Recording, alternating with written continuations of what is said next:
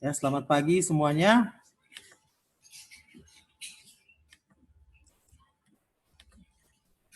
Nah, kuliah kita pada hari ini ya tentang penerapan translasi algoritma ke bahasa pemrograman.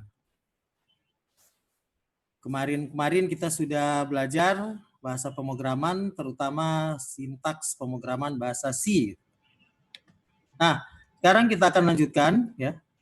Sebelum kita membuat program ya yang baik, kita pertama harus paham gitu ya, bahwa yang namanya program itu biasanya dia terdiri dari dua unsur ya. Dua unsur. Yang pertama yang disebut dengan algoritma, ya. Baru yang kedua yang disebut dengan struktur data. Jadi ketika kita mencoba menggabungkan algoritma dan struktur data, maka kita bisa membuat program yang baik. Kita ketahui bersama itu algoritma itu bicara soal langkah-langkah solusi, langkah-langkah pemecahan masalah, langkah-langkah urutan bagaimana kita bisa menyelesaikan persoalan. Nah, sedangkan struktur data itu ada bagian mata kuliahnya tersendiri. Di situ kita belajar bagaimana data-data itu dikumpulkan berdasarkan tipe datanya, sehingga mudah untuk diakses. Nah, kalau sudah mudah untuk diakses, tentu mudah untuk di-manage, mudah untuk dikelola. Jadi struktur data digabungkan dengan algoritma itu bisa menjadi program yang baik. Ya. Contoh, misalnya ada sebuah persoalan, ya, program menghitung tabungan. Ya, di sini ada masalah tabungan di bank itu kan biasanya selalu bertambah setiap tahun. Ya, terutama bunga bank selalu bertambah setiap tahun. Jadi, misalnya kita diminta untuk membuat sebuah program menghitung tabungan sebuah bank dengan bunga tahunan 10% per tahun. Jadi, kalau bunganya 10% per tahun untuk uang 100.000, tentu setelah 1 tahun kemudian akan menjadi 110.000. Jadi kita dapat membuat program untuk menghitung uang setelah 1 tahun. Di mana prasyarat program tersebut harus bisa menanyakan uang saat ini, kemudian menampilkan uang setelah 1 tahun kemudian. Ya. Jadi contoh tampilan eksekusinya, pertama masukkan uang, ya, kemudian tampilkan uang yang sudah kita masukkan, kemudian kita tampilkan uang tahun depan, jumlah uang tahun depan. Nah, bagaimana akan membuat program ini gitu ya? Ya, tentu saja kita harus ingat ya pattern ya di dalam otak kita itu bahwa program itu harus dibuat dengan melihat algoritma dan struktur data. Jadi pada saat kita akan membuat program, yang pertama kita pikirkan adalah bagaimana algoritma atau penyelesaian dari program tersebut, penyelesaian masalah dari program tersebut. Kemudian bagaimana struktur datanya. Misalnya contoh untuk program tabungan gitu. Di sini kita bisa susun algoritma secara kasar, ya, dan kita tulis dengan menggunakan kalimat deskriptif. Misalnya tabungan itu harus punya input, ya, di dalam rupiah gitu ya. Kemudian nilai rupiah itu datang dari nilai rupiah yang ditabung pertama kali ditambah dengan bunga nilai rupiah dikali 10%. Seperti itu. Dan outputnya adalah nilai rupiah. Atau keluaran yang kita harapkan dari program tersebut, yang pertama tampilkan masukan uang yang kita mau masukkan pertama kali berapa, kita baca masukan uang itu sebagai nilai rupiah, kemudian logik komputasinya itu kita tentukan bahwa nilai rupiah akhir sama dengan nilai rupiah tambah nilai rupiah kali 10%, atau nilai rupiah tambah bunga. Sehingga outputnya menjadi tahun depan nilainya akan menjadi seperti apa. Juga harus ditampilkan tentang nilai rupiah awal, ya, seperti yang diminta. Itu contoh program tabungan. Nah, kalau kita susun algoritma dan struktur datanya, jadi algoritmanya ini adalah langkah-langkah penyelesaian masalahnya. Yaitu pertama, masukkan nilai rupiahnya dulu, kemudian hitung komputasi dari nilai rupiah tersebut, sedangkan outputnya berapa. Nah, sedangkan struktur data itu bicara tentang tipe data di nilai rupiah ini. Banyak data di nilai rupiah ini dan bagaimana cara mengakses data nilai rupiah tersebut. Nah, kurang lebih sudah selesai gitu. Setelah kita tentukan algoritma dan struktur data, nah kita bisa menulis program. Ya, misalnya contoh program ini ditulis dalam bahasa C++. Gitu ya. Ini algoritmanya dan struktur datanya, yaitu algoritmanya pertama harus input nilai rupiah. Nah, kita ketahui bersama dalam sintaks bahasa C, untuk menyuruh komputer membaca nilai input, itu kita tulis dengan ya ekspresi cin. Kemudian diberi tanda panah 2 seperti ini, kemudian kita tulis nama variabelnya. Misalnya nama variabelnya kita sudah namakan di sini nilai rupiah. Sesudah itu kita tulis logic rule-nya, logic business rule-nya gitu. Di mana nilai rupiah itu sama dengan nilai Rp tambah nilai Rp kali bunga. Ya, seperti itu 10%. Kita titik koma karena di dalam sintaks aturan bahasa C++, akhir kalimat atau akhir pernyataan yang bernilai logika harus diakhiri dengan semikolon, titik koma. Ya, kemudian kita ketahui bersama langkah ketiga dalam algoritma kita itu adalah menampilkan ya variabel nilai rupiah tersebut. Nah, kita ketahui bersama dalam sintaks bahasa C++ untuk menampilkan itu menuliskan ya ekspresi cout bintang yang berbalik ke arah cout, kemudian menuliskan variabel dan diakhiri dengan semikolon. Jadi seperti itu solusi program ya. Solusi program itu selalu melibatkan unsur algoritma dan struktur data. Setelah kita menyusun algoritma, baru kita menyalin algoritma itu ke dalam bahasa pemrograman tertentu. Di mana bahasa pemrograman itu memiliki sintaks yang berbeda-beda. Ini contoh bagaimana kode C++ kita, kemudian kita masukkan struktur datanya. Ya, struktur data di sini kita tentukan data nilai rupiah itu dalam tipe data integer. Nah, tipe data integer, bilangan integer, di dalam sintaks C++ itu ditulis int. Seperti itu. Sehingga sudah lengkap program kita bisa menyelesaikan masalah buku tabungan. Jangan lupa, waktu kita membangun program ini, menulis program ini, ada proses yang namanya kompilasi. Karena bahasa C dan bahasa C++ menggunakan teknik interpreter. Jadi, file source code C++ yang kita buat, kita namakan misalnya tabungan.cpp, kita save, ya, kemudian kita beri perintah untuk compile, dia keluar objek code.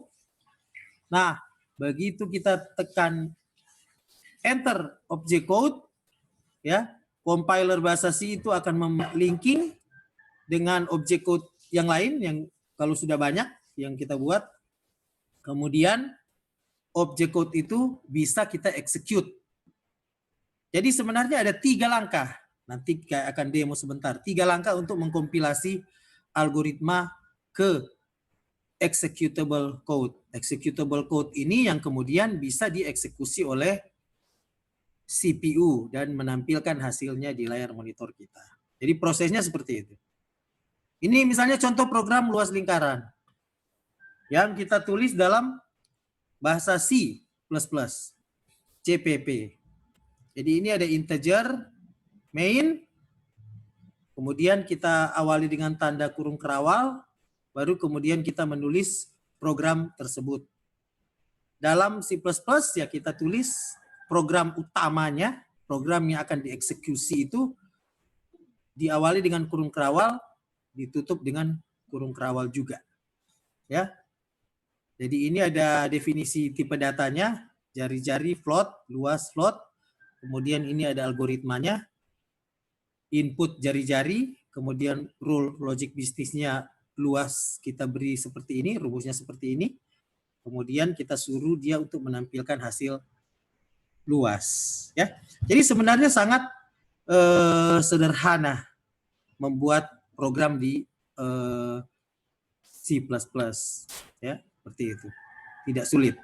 Nah, berikut di sini saya akan berikan contoh beberapa algoritma dan program yang kita bisa eksekusi sambil saya menerangkan tentang sintaks bahasa pemrograman C++ tersebut.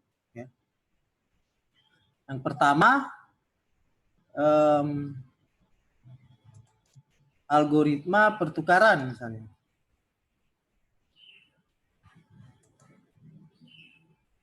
Nah, jadi kalau Anda lihat di sini, saya menampilkan algoritma pertukaran. Ya. Nah, saya menulis algoritma dan eksekusi program ini menggunakan ide atom, ya, ide yang namanya atom. Ya, ini kemudian kompilasi programnya saya lakukan di sistem operasi Linux Lite. Ya, Linux Lite itu sistem operasi yang berbasis Ubuntu 20.04 dengan lingkungan XCFE gitu ya. Biasanya Linux Lite ini kita sarankan bagi para pengguna yang tidak terbiasa dengan open source, kemudian dia mau pindah ke misalnya pengguna itu hanya terbiasa dengan Windows ya, kemudian dia mau pindah ke open source, biasanya kita tidak menyarankan untuk langsung pindah ke open source gitu. Kita akan menyuruh mereka bermain dulu, latihan dulu di sistem operasi Linux Lite. Ya. Kenapa ya? Karena Linux Lite itu memang sangat mirip ya interface-nya antar mukanya dengan Windows, meskipun pekerjaan source code-nya itu di Linux gitu ya, yang Debian based gitu. Oke, kita kembali ke materi. Jadi di sini ada contoh algoritma pertukaran ya. Program pertukaran. Jadi kita akan mempertukarkan nilai A dan B. Ya. Seperti biasa dalam menulis algoritma kalimat deskriptif, kita awali dulu dengan deklarasi ya. Kita tulis dulu algoritma itu judulnya apa, seperti ini misalnya judulnya program pertukaran ya. Ini judulnya. Kemudian ya, kita deklarasikan ya. Deklarasi di sini ada A, B, C integer, kemudian kita tulis algoritmanya. Ya, ini ada penjelasan algoritma. Di sini algoritma misalkan A diisi 8 dan B diisi ini tidak terlihat ini, B diisi 5 ya. B diisi 5. Jadi kalimat algoritmiknya A tanda panah 8 titik koma, B tanda panah ke arah B 5. Ya. Algoritma selanjutnya kita tulis A dan B dan kita tampilkan nilai A dan B sebelum dipertukarkan. Kemudian kita lanjutkan dengan langkah rule bisnis, logic bisnisnya. Ya, kita siapkan isian C, nilai A kemudian ditampung ke C. Sesudah itu nilai B kita masukkan ke A, kemudian nilai B diisi dengan nilai A yang disimpan di C. Dengan langkah algoritma tersebut, maka nilai A dan B sudah bisa dipertukarkan. Sehingga langkah algoritma berikutnya kita menampilkan ya nilai A dan B yang sudah dipertukarkan. Ya, sangat sederhana. Jadi kita tulis di sini berdasarkan algoritma tersebut. Saya kemudian menulis program dan program itu ditampilkan. Ini pertama program saya tulis dalam sintaks bahasa C. Ya. Kenapa? Ya, ini masalah best practice aja. Untuk Anda belajar bahasa C++, paling bagus itu Anda mendahuluinya dengan bahasa C. Kenapa? Selain sintaksnya mirip, Anda akan lihat bahwa algoritma yang sama bisa dikerjakan dalam dua bahasa pemrograman yang sama dengan hasil yang sama pula. Seperti itu. Jadi bukan masalah algoritma di sini. Ya, tetapi masalah bahasa pemrograman. Algoritma bisa serupa dan bisa dieksekusi oleh compiler yang berbeda. Gitu. Ini kurang lebih seperti ini bahasa C, program dalam bahasa C. Ya, kita awali dulu dengan menyertakan library. Ya, bahasa C dan C++ seperti itu. Selalu diawali dengan menyertakan library. Library di sini yang saya pakai include stdio.h gitu ya. Kemudian kita mulai membuat program. Ya. Dari kata main, ya, C dan C++ itu program mulai dibuat dengan menggunakan fungsi main ya.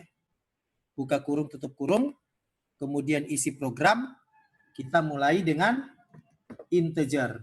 Ya, mendefinisikan variabel lokal ya, disebut integer, di mana A, B, dan C itu kita misalkan definisikan sebagai integer.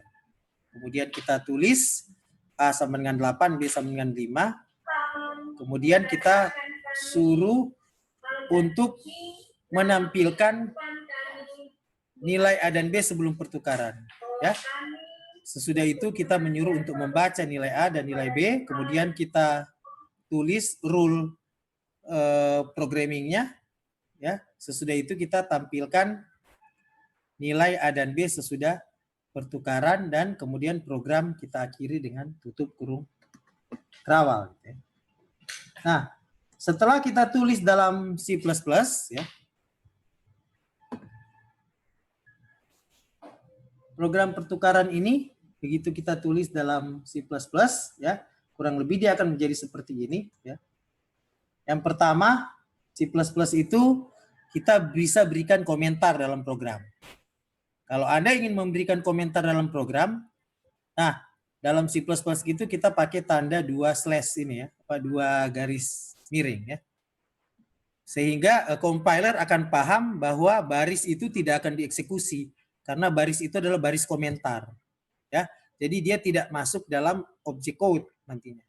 Yang masuk dalam object code hanyalah mulai dari awal ini ya. Sebuah definisi library. Ya. Kalau kita menulis include IOStream ya, di dalam bahasa sintaks C++ itu CPP, kita menyebutnya itu sebagai preprocessor directive. Ya. Bukan baris code, tapi compiler akan baca itu sebagai header ya.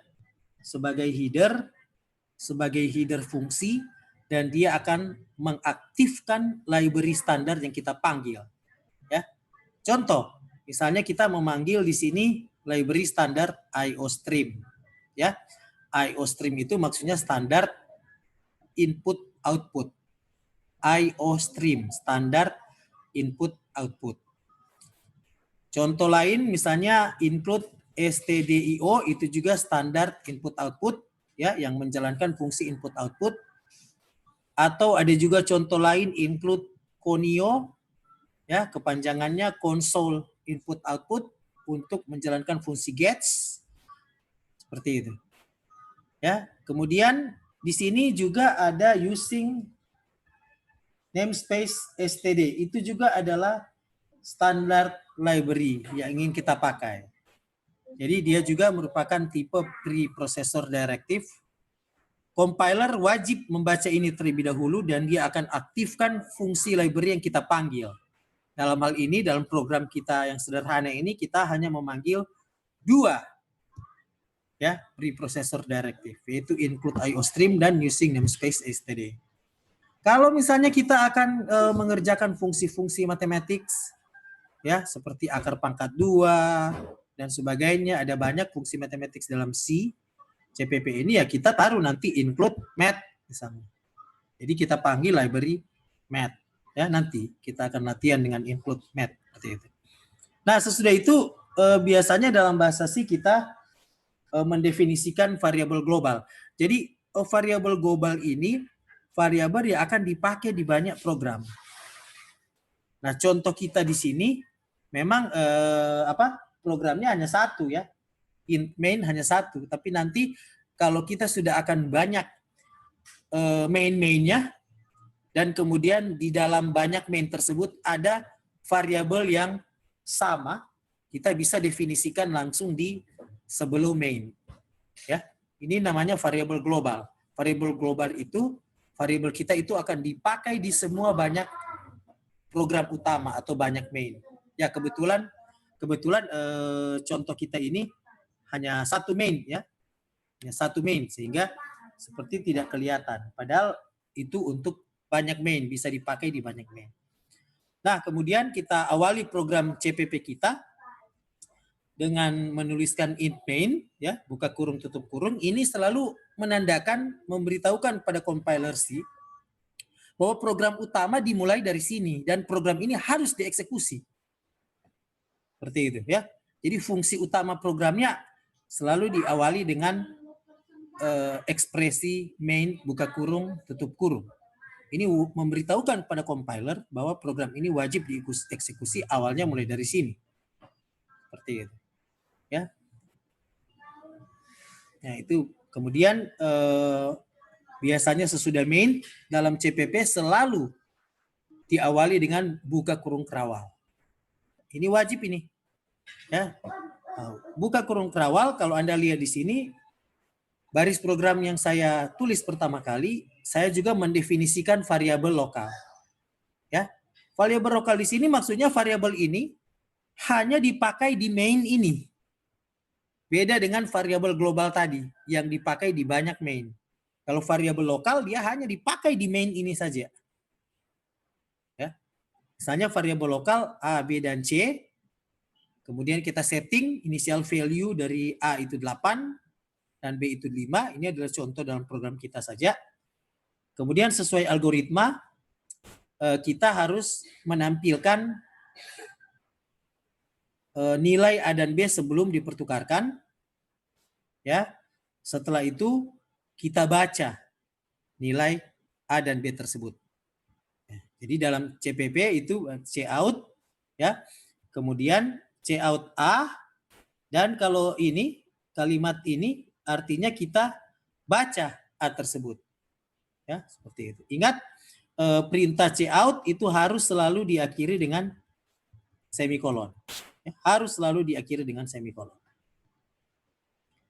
Kemudian di sini kita tulis rule of business-nya, logic rule-nya, C A sama dengan B, dan B sama dengan C.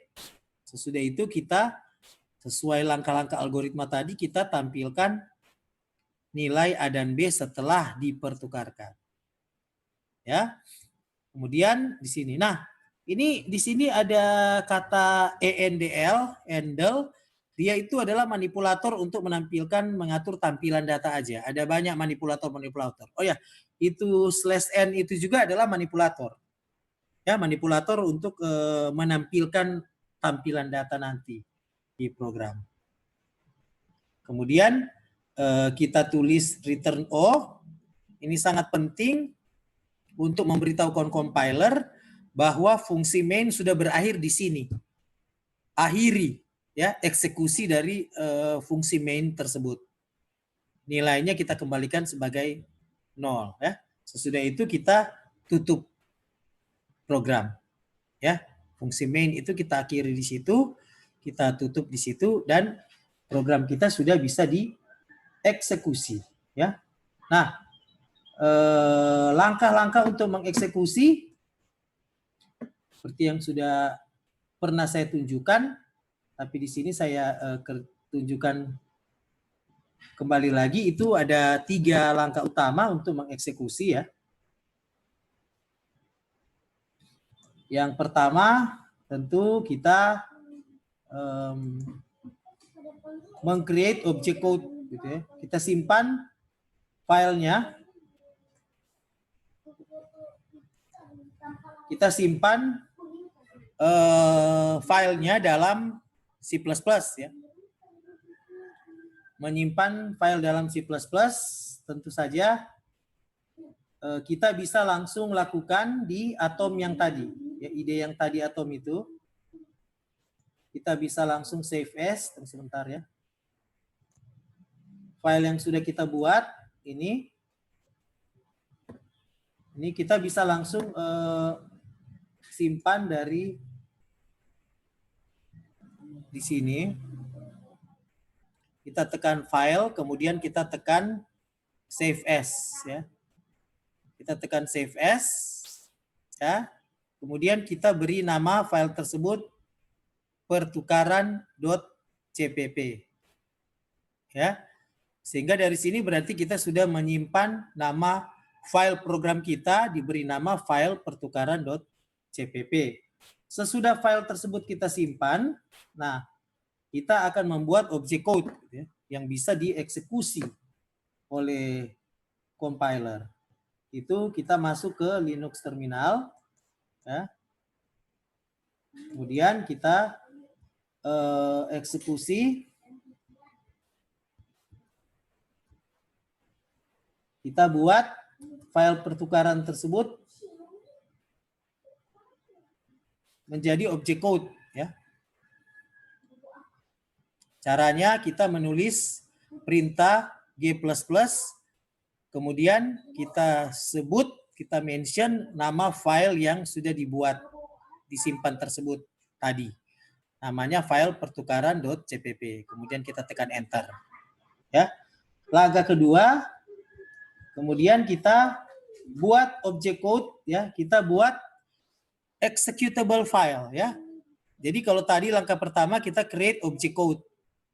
Nah, langkah kedua kita create executable file. Executable file itu kita tulis perintah G++ pertukaran.cpp garis O pertukaran. Kita mau beri nama filenya itu, file executable filenya kita beri nama pertukaran. Ya. Sesudah berhasil, file tersebut kita bisa panggil untuk dieksekusi ya. Dengan kita menulis sintaks titik garing dan nama file executable file ya. Nama executable filenya kita sudah namakan pertukaran. Kita enter. Nah, compiler kemudian menampilkan program yang kita sudah buat. Misalnya nilai A dan B sebelum dipertukarkan, A sama dengan 8, B sama dengan 5. Dan nilai A dan B setelah dipertukarkan, A sama dengan 5, B sama dengan 8. Ya. Itu contoh pertama gitu ya. Contoh pertama. Nah, contoh kedua yang saya bisa sharing ke Anda itu contoh misalnya algoritma konversi ya, algoritma konversi detik. Jadi kita ada sebuah permasalahan, yakni kita akan mengkonversi ya, konversi total detik menjadi jam, menit, dan detik. Apa ini? Ini kalau di handphone ini program stopwatch ya. Kalau Anda sering pakai handphone untuk lari keliling lapangan itu ada program stopwatch sebenarnya.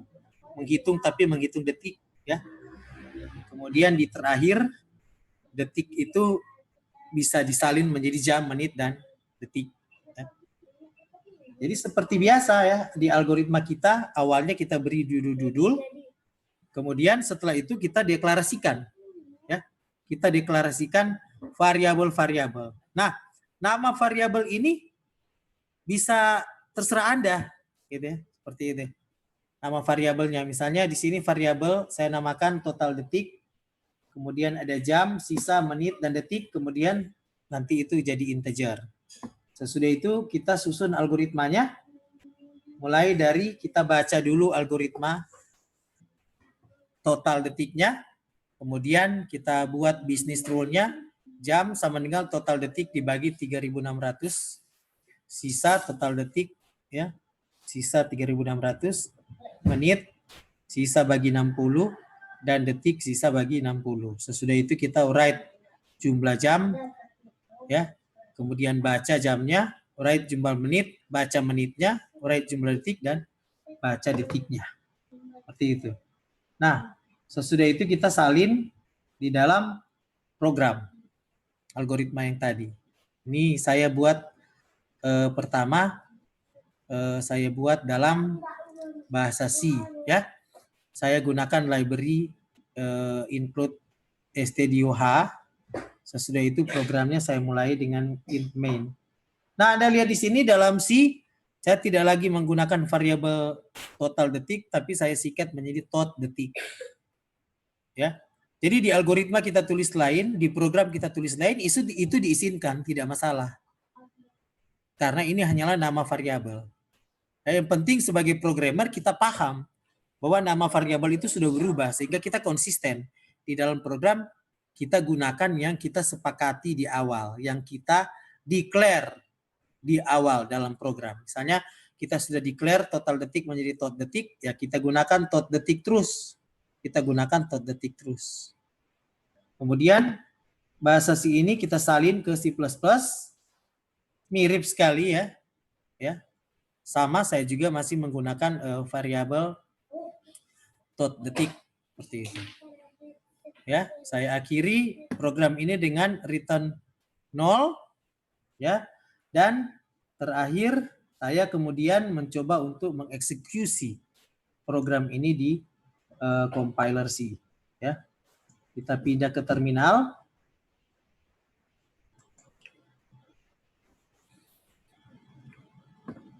Ya, kita pindah ke terminal, sama ya. Yang pertama kita panggil dulu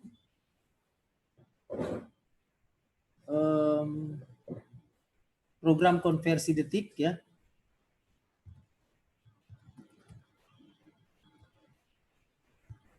Ini misalnya saya eksekusi program dalam bahasa C dulu. Saya buat objek code-nya, ya. Kemudian sesudah itu saya buat execute file execute-nya.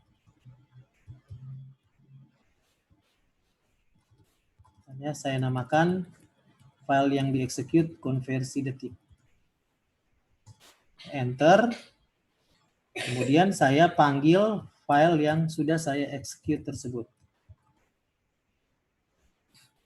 Nah, ini langsung jalan, masukkan total detik, misalnya total detiknya 6.600. Misalnya. Saya enter, jadi 1 jam 50 menit. Yang berikut kita buat dalam C++. Ya, kita create filenya dulu yang sudah kita simpan tadi. Namanya konversi detik CPP. Kita create objek code-nya.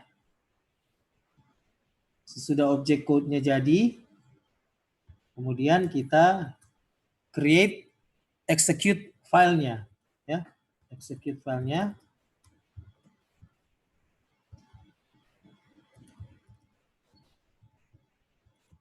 Kita namakan execute filenya konversi detik. Kita enter.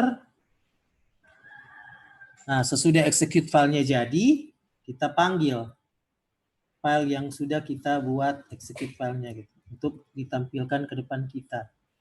Enter. Ini juga sudah jadi. Makanya kita masukkan sama ya. 6.000 detik misalnya di sini. 1 jam 1 jam jumlah menit 40, ya. Jadi di sini Anda lihat bahwa kita sudah berhasil membuat sebuah program ya, stopwatch ya. Nah, yang terakhir yang mau saya contohkan di sini adalah program billing ya, billing di internet, di warnet ya. Billing di warnet. Billing di warnet ya. Jadi seperti biasanya kita membuat algoritma aja dulu ya. Algoritma perhitungan billing di warnet. Jadi ada program untuk menghitung billing di warnet, lama pemakaian dalam jam, menit, dan detik, dan biaya yang harus dibayar ya. Setelah selesai kita pakai internet kan biasa muncul tagihannya itu berapa. Ya. Kita deklarasikan dulu ya variabel-variabel yang akan digunakan ya, dalam program kita. Kemudian kita buat algoritmanya, ya. Kemudian kita suruh untuk menampilkan jumlah menit ya dan berapa yang akan dibayar. Algoritma itu kemudian kita tulis di program bahasa C, ya. Nah, di program bahasa C itu ya seperti ini modelnya. Jadi kalau Anda lihat di sini saya hanya menggunakan definisi deklarasi variabel lokal ya dengan tipe data float ya, tipe data float. Kemudian di akhir itu dia menampilkan lama pemakaian. Jadi kalau di bahasa C printf itu printf, sedangkan kalau di C++ itu menjadi cout. Bedanya di situ aja. Ya, cout dan cin. Ya, printf dan scanf. Jadi sintaksnya tidak banyak berubah. Ya, seperti ini. Kemudian saya panggil di terminal saya. Kita create dulu file yang kita sudah simpan tadi. Kita create object code-nya. Sesudah itu kita create executable code-nya. Kita namakan executable code-nya billing. Ya. Setelah berhasil, nah kita tampilkan program tersebut di monitor kita, di layar kita. Jadi dia langsung mulai dengan sorry, sebentar. Saya sharing dulu ya. Saya sharing.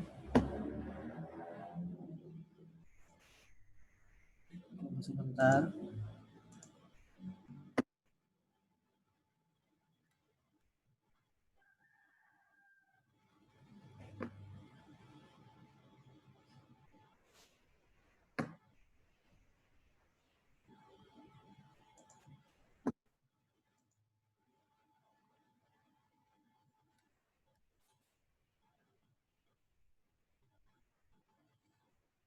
Sudah hilang ya sharingnya.